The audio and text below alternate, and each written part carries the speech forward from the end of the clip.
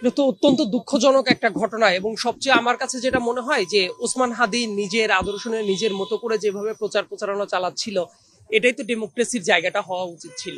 যে প্রত্যেকে তার মতো আদর্শ নিয়ে সে মানুষের কাছে পৌঁছানোর চেষ্টাটা করছে এবং তার সাথে রাজনৈতিক মত পথের অনেকের অনেক পার্থক্য থাকতে পারে, কিন্তু আমাদের কাছে যেটা মনে হয় যে এক একজনের রাজনৈতিক মত পথ একরকম না হলেও কালেকটিভ স্বার্থে আমরা যে এক জায়গায় থাকতে পারি, এটাই তো রাজনীতির সৌন্দর্যটা হওয়া উচিত। এবং তারপর এইভাবে হামলা করে আমার কাছে মনে হয় যে যে বার্তাটা দেওয়ার চেষ্টা করা হলো যে বাংলাদেশকে যারা আনস্টেবল দেখতে চায়, যারা দেশে একটা ফেয়ার ইলেকশন হইতে দিতে চায় না, এবং যারা মনে করে এই ধরনের সিকিউরিটি থ্রেট তৈরি করে মানুষকে বিভিন্ন ভাবে বিভ্রান্ত করে রাখা যায়, মানুষকে বিভাজনের জায়গাটা তৈরি করা যায়, সেটাই তো খুব বেশি মাত্রায় ভিজিবল হয়ে গেল। কারণ কিছু জায়গা থাকা উচিত যে রাজনীতির ঊর্ধ্বে এক একজনের এক একটা মতপথ থাকতে পারে, কিন্তু ওসমান হাদির পর যে নৃশংস কায়দায় আক্রমণ করা হয়েছে এটা তো আসলে কোনো ভাষায় প্রকাশ করার মতো না।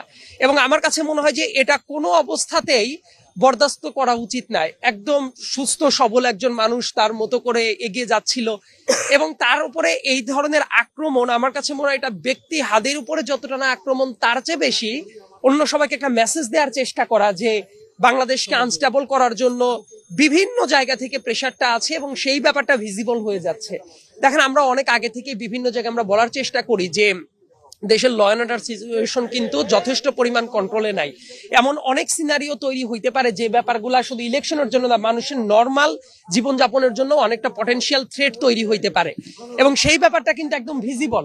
এর আগেও কিন্তু বেশ কয়েকটা জায়গায় বিভিন্ন জায়গায় চোরাগুপ্তা আক্রমণ হচ্ছে, হামলা হচ্ছে, কিন্তু আজকে ওসমান হাদির পর যে আক্রমণটা করা হচ্ছিল বোঝাই যাচ্ছিল তারা আসলে খুবই ট্রেইন কিলার টাইপ মানুষ।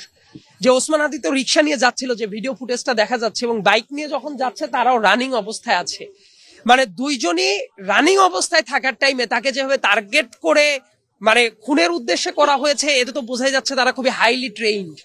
এবং এই ধরনের পরিকল্পনায় এটা যে আচমকা কোনো ব্যাপার না, রেদার অনেক দিন ধরে পরিকল্পনাটা করা হয়েছে, এটা খুব ক্লিয়ারলি বোঝা যাচ্ছে। এবং আরেকটা ব্যাপার যেটা বোঝা যাচ্ছিল যে এই ছেলেগুলা হয়তোবা তার ক্যাম্পেইনের সাথেই হয়তোবা মিশে ছিল, যদিও কনক্লুসিভলি এখনো বলা যাচ্ছে না, কিন্তু ভিডিওগুলা দেখে যেটা মনে হচ্ছে।